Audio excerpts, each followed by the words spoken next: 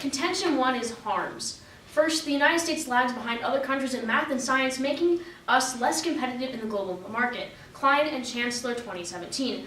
According to the results of the 2009 Program for International Student Assessment, U.S. students rank 25th in math and 17th in science. The results of this test show that the European and Asian students have academically surpassed students in the United States. U.S. Secretary of Education Arne Duncan called the results a wake-up call. The results of international exams do not show merely that the average U.S. student is falling behind, they also show that the top students in the United States would not be considered top students elsewhere in the world. One recent report found that 30 countries have a higher percentage of advanced math students than the United States does. Only 6% of American students are advanced, against at least 20% in Taiwan, Hong Kong, Korea, and Finland. Contention 2 is inherency. First, funding for science, technological mathematics, and engineering education, otherwise known as STEM, is expected to be severely cut in the near future. Camera in 2017. When it comes to boosting science, technology, engineering, and math, the news from Washington isn't good. Federal programs that support STEM initiatives are on the chopping block under the president's recent budget proposal for fiscal year 2018. The spending plan would eliminate nearly $1.6 billion pool of money created under the new federal education law, which state and local districts can use for high-quality STEM courses, increase access to STEM for undeserved student populations, science fairs, and specialty STEM schools. The president's budget proposal will also axe federal spending on teacher preparation by $2.4 billion, money that school districts can use to recruit STEM educators. Overall, the spending plan would slash more than $9 billion from the Department of Education, and a decrease of 13.5%. Thus, we present the following plan.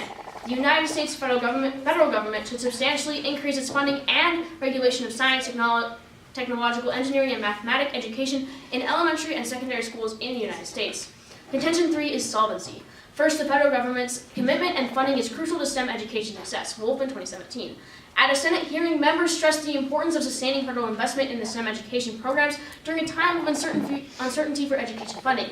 STEM is critical for the economic competitiveness and security of our nation. STEM education provides the basic skills and competencies all students need and prepares them for well-paying careers across education levels. At the hearing, educational leaders from different places in the United States testified about their experiences underlining the role of STEM in programs as drivers of local economic growth and regional prosperity. With fierce competition from other countries seeking to overtake U.S. position in achievement and innovation, sustained national support of STEM literacy is critical. Imperative to fixing STEM is federal support for local STEM education program development. Witnesses advocated for funding of various federal education programs, including components of the Every Child Succeed Act that authorizes grants to the states for STEM education. Members on both sides of the aisle expressed their overwhelming support for continued federal funding for STEM programs. STEM jobs are the future, and meeting the need for filling STEM jobs is a real challenge and one that we have to meet if we are going to be competitive in this country. Contention 4 is our advantage, the economy. STEM education gives the United States an edge in global economic competitiveness. First, from Evans in 17. Now it's the entire world competing for the same jobs, the same resources, the same opportunities. In this global economy, one of the most effective ways to set our children up for success is to ensure that they receive excellent STEM education. 10 of the top 14 fastest growing industries require STEM training. The key to help develop and nurture a new generation of thinkers and creators depends on these plans supporting and promoting STEM education. Whether you're a parent, teacher, or a citizen who wants to make sure America will be leading the way on discovering new cures and creating new jobs, the time to advocate for STEM education is now. In a rapidly changing world where it's difficult to predict what challenges and technologies lie ahead, it is more important than ever that kids learn to think carefully, critically, and creatively. We must do everything we can to prepare our children to meet this uncertain future. Advocating for high-quality STEM education is crucial to safeguarding the future of every child. Next, over the next 5 years, millions of STEM jobs will be added to the economy. STEM education reform is key to ensure U.S. citizens remain competitive in the market. Baker in 2016. According to the U.S. Department of Education Office for Civil Rights, the STEM fields are the gateway to America's continued economic competitiveness and national security, and the price of admission to higher education and higher standards of living. Recent analysis indicate that during the next 5 years, major American companies will need to add a total of nearly 1.6 million employees to their workforce, 945,000 who possess basic STEM literacy, and 635,000 who demonstrate advanced STEM knowledge. Other data suggests that at least 20% of U.S. jobs require a high level of knowledge in any one STEM field. Data shows that the set of core cognitive knowledge, skills, and abilities that are associated with the STEM education are in demand in nearly all job sectors and occupations. Last, improving economic competitiveness is key to prosperity and higher standard of living. Cannon 2016. A competitive economy, we believe, is a productive one, and productivity leads to growth, which leads to income levels and hopefully, at the risk of sounding simplistic, improved well-being. Productivity is important because it has been found to be the main factor driving growth and income levels. And income levels are very closely linked to human welfare. Basically, rising competitiveness means rising prosperity. At the World Economic Forum, we believe that competitive economies are those that are most likely to be able to grow more sustainably and inclusively, meaning more likelihood that everyone in society will benefit from the fruits of economic growth. So essentially what our plan is talking about today is the fact that overall we need some education to increase the economy and increase global competitiveness, which in turn increases the quality of life for all American citizens. Thank you.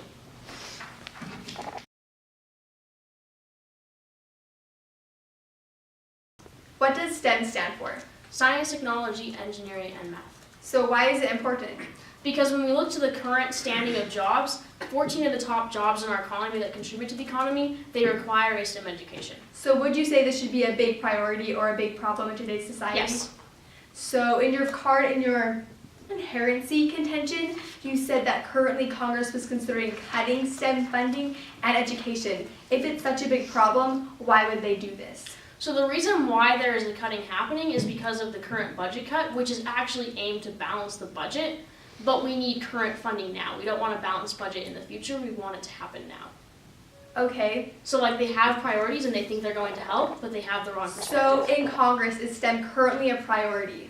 Yes, I would say Despite it the is. funding. They are just approaching funding education in the wrong way. All right. In your Solomon extension, you said the problem with current STEM education was the lack of commitment and support. You just said that Congress currently supported and was committed to STEM education despite Yes, the budget cuts. I did. Is that correct? And so the reason why we're seeing that problem is because Congress has the wrong perspective. What they're saying is that we need to balance the budget in order to solve education rather than funding education right now. So do you need to change Congress's perspective to solve?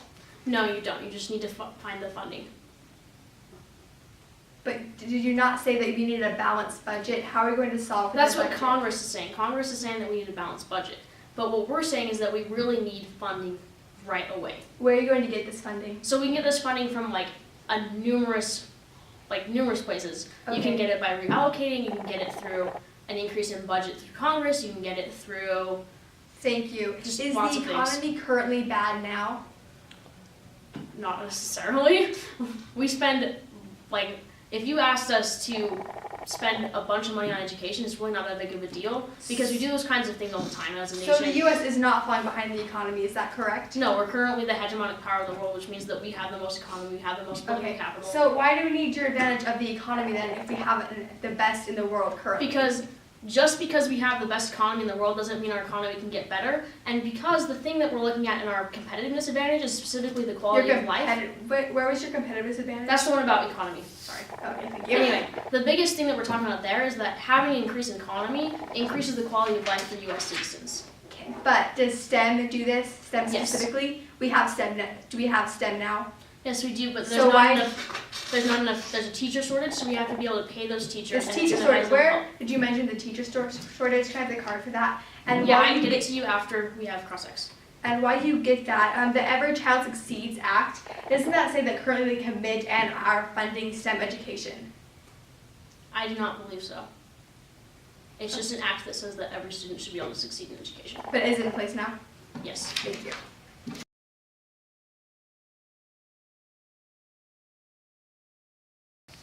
The negative position in today's debate, we would like to begin with that the affirmative said that balancing the budget currently is not enough. They said that in order to solve, that the budget has to grow. We would like to point out that in the status quo currently, that it can grow. The current budget in the status quo will not only stabilize the economy, but also help it grow. Andred and 17. Unlike any budget proposal in the past, this budget will achieve balance within the 10-year budget window and will also guarantee reduction in our national debt.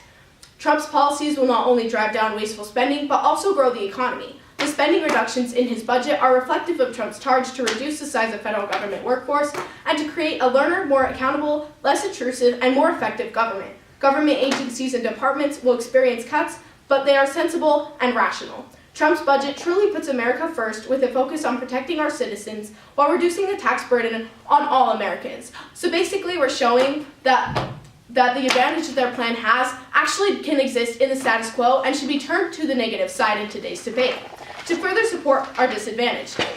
Funding STEM programs massively increases wasteful government spending. Committee on Education and the Workforce and 12.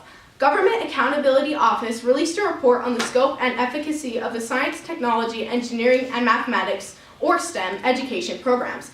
In recent years, the federal government has dedicated significant resources to developing STEM programs. Yet, taxpayers have seen little evidence that these programs are actually working. As we've seen through examples in the past, like in 2011, when Obama tried to fund STEM, it didn't work the first time, so who's to say it will work the next time? The investing in science, technology, engineering, and mathematics is a worthwhile endeavor, but pumping billions of dollars into programs that might be duplicative or unproductive is just plain foolish. Federal STEM programs cost taxpayers approximately $3 billion each year. At a time when the United States continues to struggle with record debt and high unemployment, we must take a closer look at STEM program effectiveness. Moving on, wasteful education spending is bad for economic growth. Dan Lips, 2009. Increased federal spending on education will not improve the economy. Dramatically increased federal education spending will not stimulate economic growth. Deficit spending takes money out of the private sector, leaving less money available for individuals and businesses to borrow. In the long term, government's allocation of these resources is likely to be less efficient and will probably generate less productive economic activity than if those resources had been left in the private sector. So here's 2 reasons why their economic advantage should fall. Number 1, being that we prove that it can happen now, and number 2, that wasteful education spending is actually bad for economic growth. Academic studies prove that economic declines increase the likelihood of military conflict. Keem and Kinkako in 10. Recent literature suggests that economic conditions are important determinants of the outbreak and recurrence of conflict. In particular, wars often start following growth collapses. Sharp economic slowdowns appear to increase the likelihood of conflicts. As far as drivers of conflict are concerned, one of the most robust findings in the literature is that many economic conditions are correlated with the outbreak of conflict. So basically what we're showing you is that it can happen now, and that the AF plan actually institutes for military conflict because they are not helping the economy through their plan. So let's move on to some inherency arguments. First of all, there is nothing blocking the affirmative plan from happening now. They talk about how their current barrier is that Trump just said he might cut something, but they have no proof that he will actually institute that plan, and there's no reason why he shouldn't. And they also talk about how the economy is good now and that there isn't a problem to just increase money, which means that we can do the plan now. There's no reason why we cannot. They also talk about what their solving mechanism is, that STEM education needs to be increased. But actually, science, technology, engineering, and math education exists now as they admitted in their cross-examination, which means again that this exists now and can be increased now, and there's no reason why it cannot. So, cross-sex time. What is the story of your disadvantage? So the story of our disadvantage is saying that your plan increases wasteful spending, which can lead to economic downfall and thus military conflict increase. Okay, so you're saying that education, which ultimately affects the economy in a good way, is wasteful spending. No, we're saying that what wasteful spending means is that basically we pay taxes and it goes into spending money on important things, but when we spend it on things that are less important, it wastes the money that we could have used effectively in the first place. So you're saying that even though the people who currently are in education system affect the economy in the long run, it's wasteful spending. We're saying that because we've tried to fund STEM effectively before and it didn't work, it's wasteful this time trying it again. Okay, so when did we try to fund STEM before? In 2011, Obama tried to fund STEM before. Okay, thank you. Can I have a card, please, after we're done with cross-sex? You can. Sweet, thank you. Okay, so in your card from 2012, talked about how you're dedicating resources and how funding STEM education isn't worthwhile. How are we getting those, how did Obama get those resources that you talk about in that card? So you're asking how he got resources, the money? Yeah, it talks about the money, yeah. And so how did he Well, get as that we money? talked about earlier, but from taxes. Okay. So then, so on your first card, you talk about how it's supposed to be balanced in 10 years.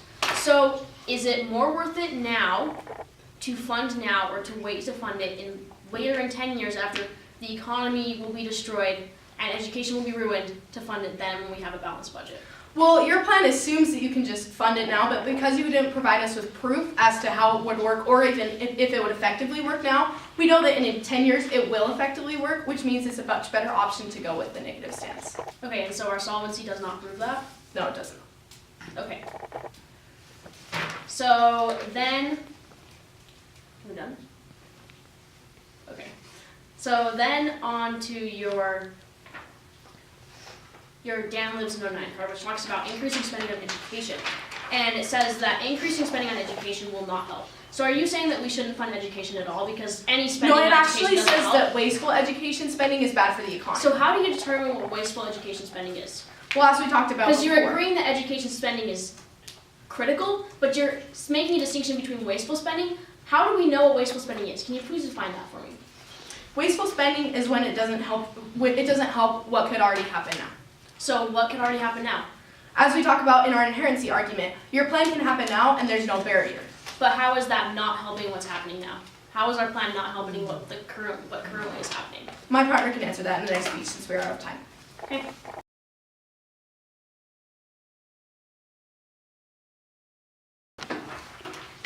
Okay, so starting on the negative case, what we have to see is in their first card, they talk about how there is going to experience cuts through government agencies and departments are going to experience cuts. However, they say that they are sensible and rational. If we look to the affirmative case, we can see that Trump plans on cutting $9 billion from the Department of Education.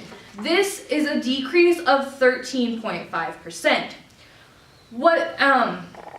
So we have to see that they concede to our inherency and that there is a problem, that there is going to be funding cut.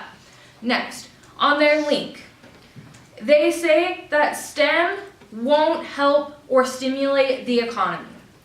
But when looking to the affirmative case, in the advantages, we can see that 10 out of 14 leading jobs in America and throughout the world need to have crucial STEM knowledge. They need to have crucial STEM knowledge and abilities. And that at least 20% of these other jobs need to have these as well. So with that, we can see that the disadvantage turns to the affirmative side.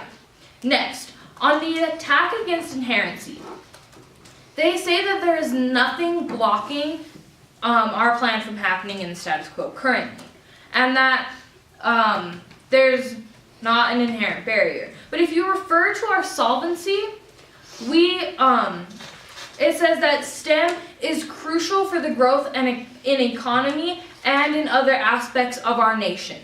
So what we can see here is that there is something blocking. By getting rid of this funding, we are going to harm and it is going to block the plan from happening. Next, on their solvency, they say that the plan exists now. And when they said this, my partner did concede in cross-examination that there are STEM programs currently. But what the affirmative plan is saying is that there is absolutely no STEM funding happening now and that STEM doesn't exist. We are saying that some does happen now, but there's not enough funding and there's not enough going into them to make them work. If you look at how STEM operates, it's not just giving funding for more tools and resources in science, technology, engineering, and math. It's a new way of teaching, and this new way of teaching takes more time, more skills, more resources than a normal classroom. So the funding that is currently available is not working. Next, in their impact on the disadvantage, it says that our plan will cause military conflict. But when we look to our solvency, we can see that the affirmative plan actually solves for military conflict. Next, on the economy advantages, they had two responses to these.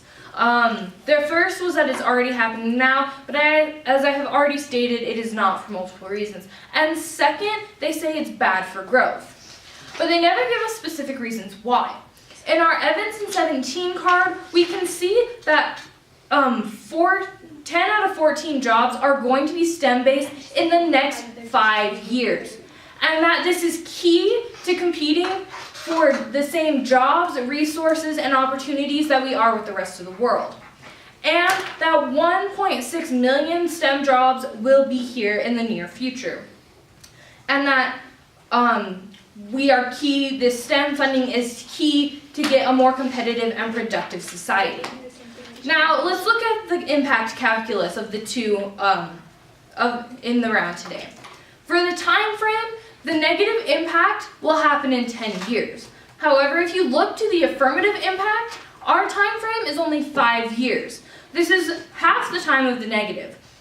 So, the affirmative clearly wins on time frame. Next, with the probability, 1.6 million jobs coming in the next 5 years, and 10 out of 14 of these jobs needing STEM is a huge increase in probability, whereas the negative doesn't have these numbers to support that. Next, the magnitude is going to be this almost 2 million jobs that need the STEM, that are going to boost the economy and are going to lessen our chance of war. And with that, I open myself to cross-examination.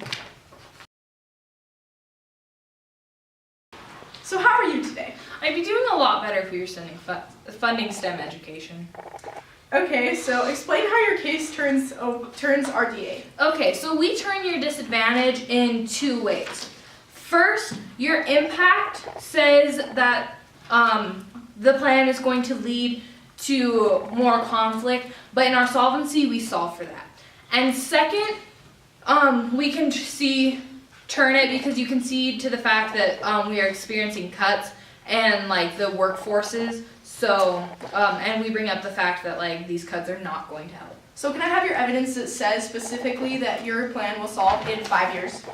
Oh yes, yes you can have that. Okay, and then while you're finding that, why is STEM crucial for the economy? STEM is crucial for the economy because there are going to be millions of jobs upcoming in the next 5 years. One of our cards says 1.6 million, and another one says that like 10 out of 14 leading jobs. And if you think about it, there are a ton of leading jobs. Like in the military, it's going to be useful, in cybersecurity, in basically anything involving computers, architecture, building.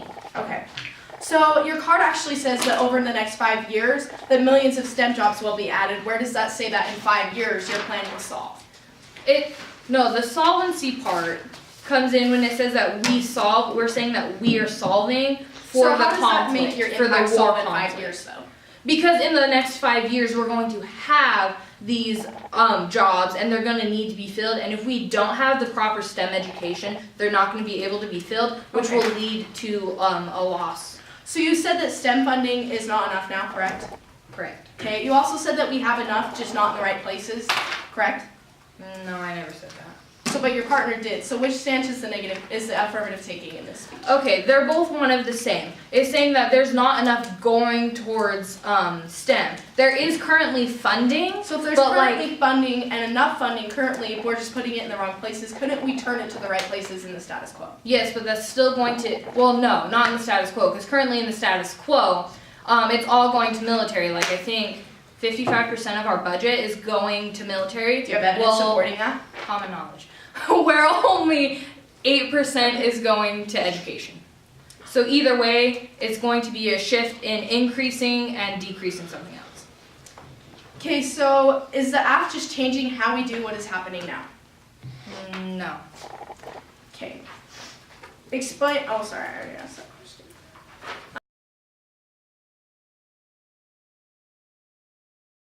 For an overview for my speech, I'll be going over the disadvantage, advantage, impact, calculus, and then on case in the order of inherency and solvency. Starting with our disadvantage. First, we did concede that there were cuts. This is a problem. However, these cuts help stabilize and balance the current situation of the economy. If you look to the first cross-examination, the app did admit that currently our economy is the best in the world. Because of this, number one, their harms falls, and number two, their advantage is status quo, or in other words, on the nay ground, and the nay can achieve this impact. Moving on, they said STEM increases the economy. However, they did not say that STEM with increased funding increases the economy, just STEM. And because their STEM currently is in place, we can therefore improve the economy currently. Therefore, our disadvantage does not flow to the affirmative side. It's actually the opposite. Moving to their advantage of economy.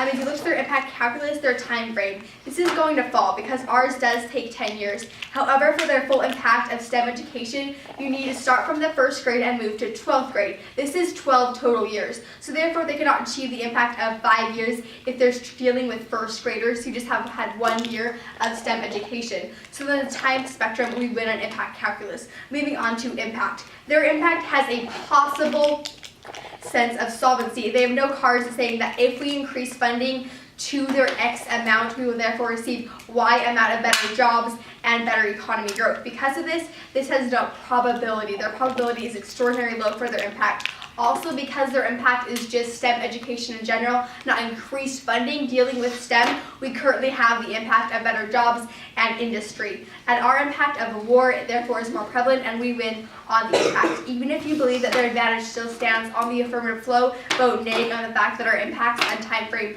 and probability are bigger through impact calculus.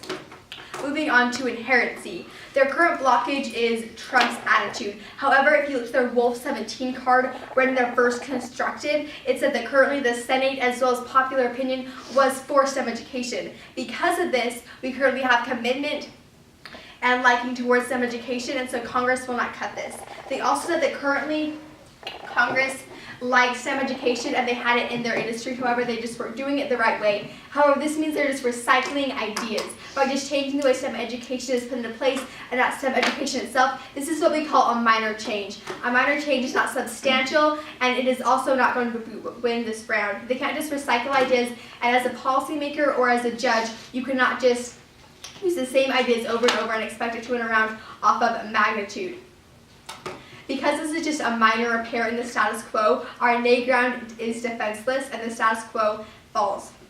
Our status quo will solve for this because STEM education is currently in place. If you look at their case, they do not have a single card that says currently STEM education is not enough because of funding. They just said we're having cuts and our teachers are falling apart, but they didn't say that teachers were needing, they just said this was speculation.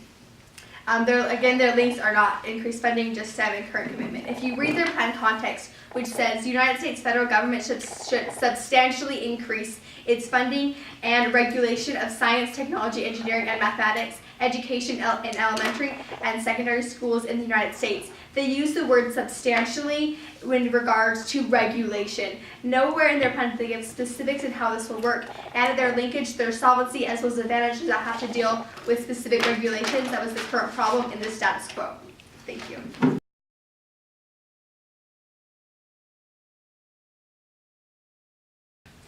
How are you doing today? Great, just like the status quo. Okay. Okay, so you say that the neg can achieve now. How can you achieve now? You said that currently your link was just STEM education, not increased STEM education funding. Okay. So that just means like this quote is gonna solve for the 13% cut? According to your evidence, STEM solves for these cuts, not Okay, increased what funding evidence? STEM. In your advantage of economy, What card? what card does it say that STEM solves? Hopefully all of the cards. Okay. Next you said our solvency that Congress will not make a cut. Do you have I evidence for believe this? I said Congress supports STEM. No, you specifically said Congress will not make a cut, and I need Cut to see regarding to evidence STEM for this. education. Yeah, do you have If evidence you look for to your it? Wolf 17 card, it does say that at a Senate hearing, they agreed and wanted to support STEM education. It was in your solvency contention. It My says- solvency. At a Senate hearing, members stressed the importance of sustaining federal investment in STEM education. Okay. That was the So card I that was means- referring to. All right. Next, you say this is a minor change and it's not substantial. What do you define substantial as? Substantial, not just redirecting funds and redirecting the program. You need it either. Alright. Okay, next, you say, never mind, that's not a question. Oh, alright. Did you address the turns?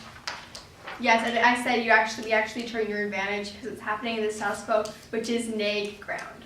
Alright. I think that will be okay then. So first we're going to go over the DA. Currently, America has the best economy in the world, which is the reason why the SQUO is so good. They talk about how we have enough money, but we're putting it in the wrong places. That can change in the status quo, as we showed through our DA disadvantage. We also win impact on the disadvantage, as my partner proved in her last speech. It will take a minimum of 12 years for the affirmative plan to be instituted, which means that our time frame of 10 years actually wins, and we win therefore on time frame. They have no probability of their plan working, and also we have a bigger impact, especially considering that they no longer have an impact, as we took it out in her last speech. Wasteful spending is bad for the economy. Academic studies prove that economic declines increase the likelihood of military conflicts. Can't go in 10. Recent literature suggests that economic conditions are important detriments of the outbreak and recurrence of conflict. So basically what this means is that the affirmative impact was that we make more jobs, but actually that can happen in the status quo, as we have proved, and our impact is military conflict through the affirmative plan, so we should win strictly based on this impact here in today's debate. Moving on to our inherency argument. We have enough money now, as they conceitedly many times agreed with us. We just need to put it more towards the right places, which can easily happen in the status quo, because they have no specific barrier stopping the plan from happening. They just said that they also just talk about how STEM needs to increase for their plan to have that advantage. But they don't talk about specifically how funding needs to increase, which means that we win based on the fact that STEM exists now and STEM increases currently in the status quo. They have no substantial change. Funding there exists now. So let's go over voters. There's many reasons why you should vote for the negative. There's actually no reasons why you should vote for the affirmative at this point. But number one, they have no barrier, which means that we win automatically on inherency in today's debate, and the negative only has to win on one stock issue in order to win a debate. Number two, the status quo solves, as we've proved numerous times through this debate. And number three, we win on impact calculus, therefore we win on their advantage as well, and we win all the stock issues in today's debate, so vote negative.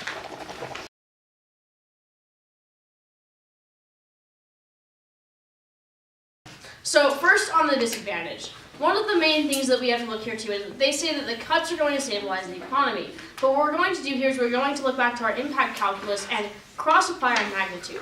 So when we talk about our magnitude and our time frame is the fact that A, we solve in 5 years, and 2, we increase the economy and decrease conflict. So when they say that the cuts stabilize, what we have to see here is that actually STEM is the thing that's going to stabilize the economy. And you can refer to multiple of our cards to see this when it talks about how STEM is critical for the economic competitiveness and security of our nation, which also answers their impact, which says that economy affects the military, which is absolutely true. And when we look specifically to STEM, it helps the security of our nation, which means that we're going to have less military conflict by involving STEM. So they said that the advantage happens in the status quo. So what we can see here is that as the advantage is specific to STEM education and links directly to the increase of funding in STEM education, no, it is not specific to the status quo because we have to have that substantial increase of funding in order to solve for the advantage, which we do have, and you can look to our solvency again there. So next, on to the best economy. Yes, we have the best economy in the world, but the fact is that we're putting more of it militarily and only 8% of it to funding education currently. And we can see that we're actually cutting the budget for education, which actually is supported by their disadvantage. So that's another turn on the disadvantage. And then they said that we can put it in the right places now. Well, we really can't because we currently have a government that's telling us that no, we can't do that. So we can't do that at the moment. We have to get, Senate agrees that this is a good plan, but what we have to do is we have to make sure that it isn't overridden by the president. So we have to have full support of Congress, which means that we need to get, yes, we have the support of the Senate, but we have to get the support of the House as well. So then going on, and that's part of our inherency. It's part of what blocks us from doing this. So then on to our affirmative case. So first, we talked about the blockage. So yes, this is that the Senate and the Congress agree that this is fine now, but as I said before, we have to have the House agree as well. So that's part of our what's blocking the plan from happening.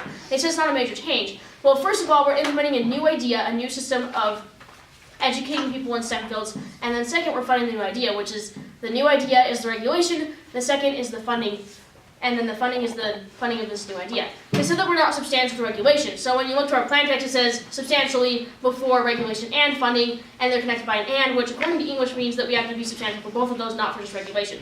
And when we talk about this, it said that we're only funding like 8% of education in current education, and we're increasing by 13.5%, which is a definite increase. So we are substantial.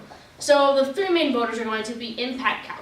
As we said before, on our impact calc, with the fact that our plan is going to happen in 5 years. And they said that it's going to have to go through first grade all the way up to 12th grade, but the thing is, if we educate 12th graders in STEM now, they're going to enter and help the economy in 1 year.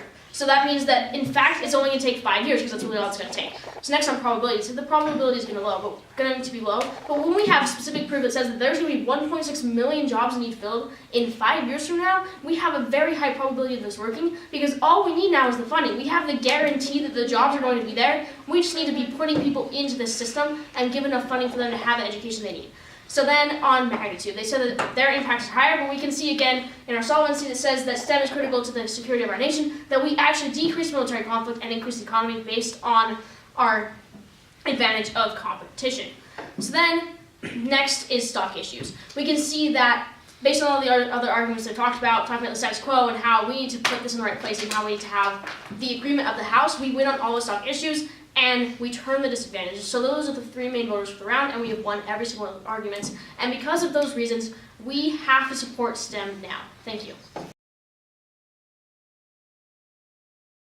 For this rebuttal, I'll be starting over by going with impact calculus for the advantage and disadvantage, moving on to solvency and inherency, and then finishing off with voters. First of all, on the advantage and disadvantage flow, these kind of molded to one. What you're going to focus on when you're evaluating this round is the fact that currently we're going based off of a possible impact versus a guaranteed impact. Their possible impact is STEM solving with increased funding. Number one, they left any card saying this directly happens. And number two, currently STEM is currently in place. You're gonna fold this over to the negative flow. Also, they said they won on time frame. However, this is not true. If you just need 1 year of STEM education to reach their ginormous impacts, which apparently override human life, then obviously we do not need to increase funding for STEM programs.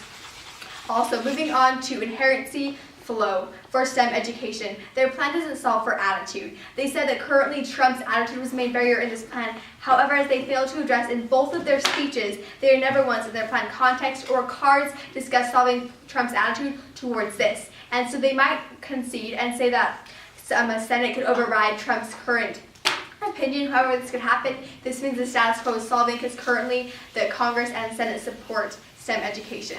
So therefore we solve on inherency because they can see that currently STEM education and STEM funding is currently in place. Moving on to the solvency flow. Their solvency mechanism is STEM education, not STEM funding. This is going to be the major voter in today's round. The fact that currently STEM education isn't in place. If they say that it's not in place enough, then they need A, cards for that, and B, they need to put in their impact for their advantage. Because of this, you're going to have to vote, especially if you think their advantage of economy is good, because then they can solve this. Moving on, just going to go a brief overview of the case. We won on disadvantages and advantages through impact, time, and probability. Also for solvency, we won because the mechanism is STEM education, not funding, and we won on inherency because currently it is in place and enacting. Moving on to voters. Number one, they have no barrier. Their only barrier they presented was Trump's attitude, which they do not think. So if this is a barrier, it's going to be present through even if the affirmative plan is passed, and therefore they cannot reach their impacts. Our second voter is the status quo solves. Currently we have some education, and third, we won impact calculus. Jobs don't matter if you're dead. Meaning if you are dead, it doesn't matter if you're employed or if you have a good education because there's no schools, because there's no teachers. Thank you.